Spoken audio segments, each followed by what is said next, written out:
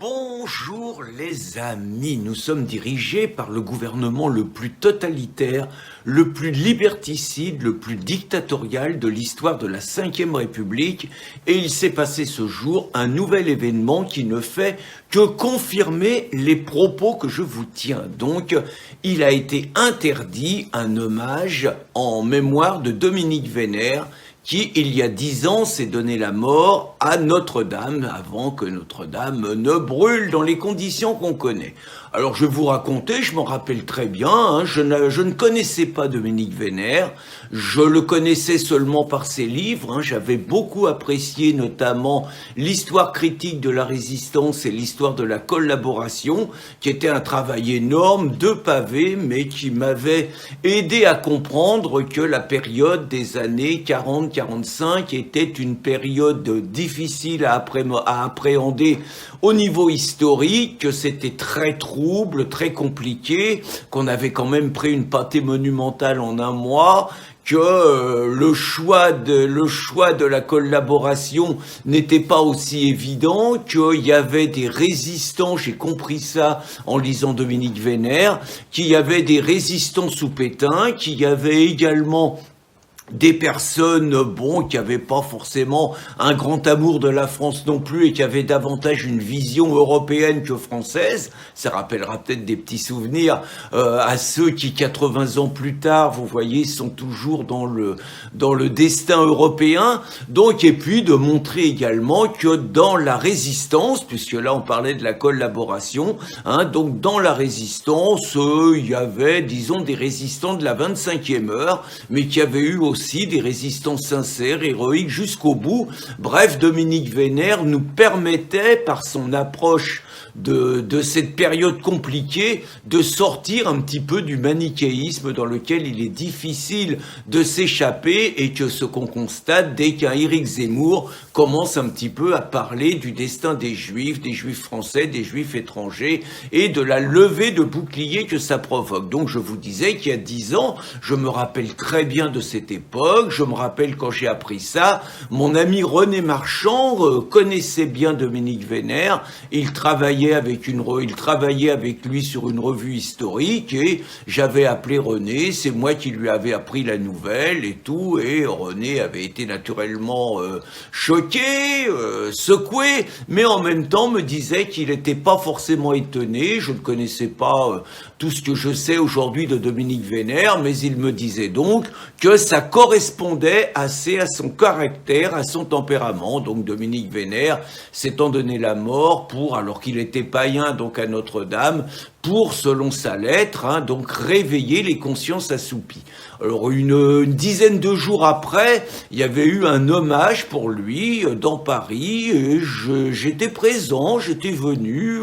bien que ne le connaissant pas, parce que je considère que c'était quelqu'un qui était au service de la France, qui avait payé de sa personne d'abord dans la guerre d'Algérie, il s'était engagé pour défendre la France, pour refuser l'abandon de l'Algérie par la France, qu'il avait été condamné pour ça et qu'après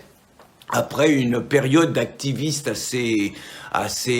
agité, on va le dire comme ça, il avait choisi la bataille des idées et il avait choisi de devenir historien. Je sais d'autre part qu'il était passionné par les armes et donc j'avais été on va dire,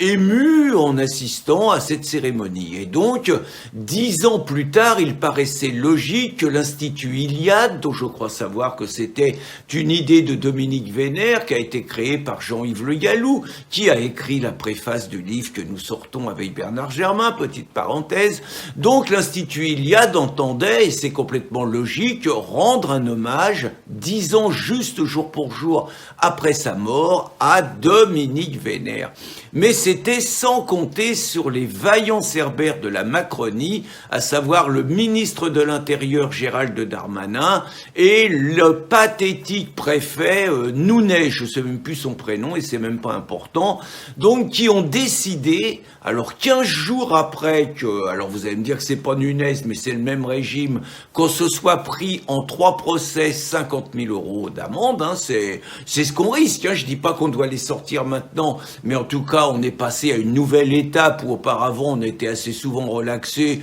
et quand on était condamné, c'était des amendes de 3-4 000 euros. Là, sur 3 procès, on se prend un risque de 50 000 euros d'amende qui, parenthèse, hein, et c'est fait pour, remet en cause quand même notre possibilité d'existence. Hein. Je vous cache pas qu'on est en train de réfléchir à comment on voit la suite. Hein. Donc, 15 jours après qu'on se soit fait massacrer, donc 50 000 euros en 3 procès, une semaine après que, en dehors de toute loi, en sortant complètement du code de la légalité,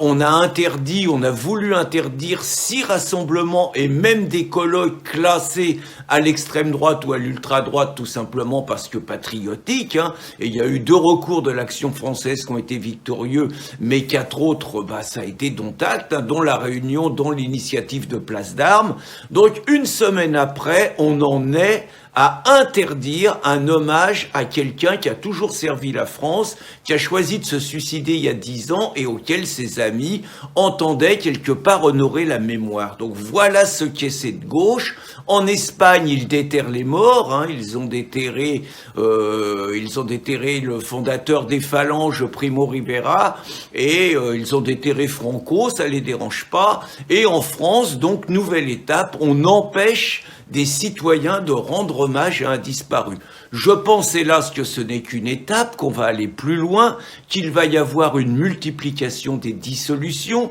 qu'il va y avoir une multiplication des fermetures de sites, je le sens à plein nez, quand dans le même temps, sur Arte,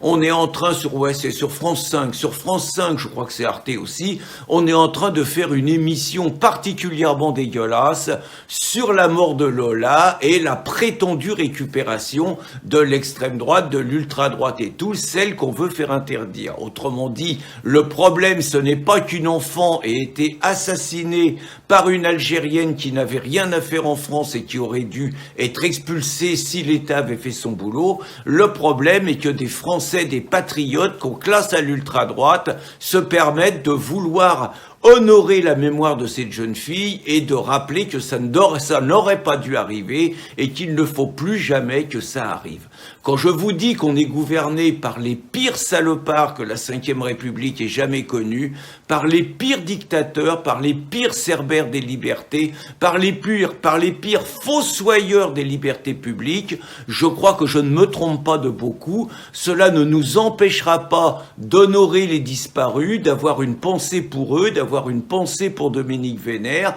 Je vous ai mis une vidéo où il y avait ce que disaient ses amis il y a 10 ans, et plus que jamais de continuer le combat au service de la France. Bonne journée les amis.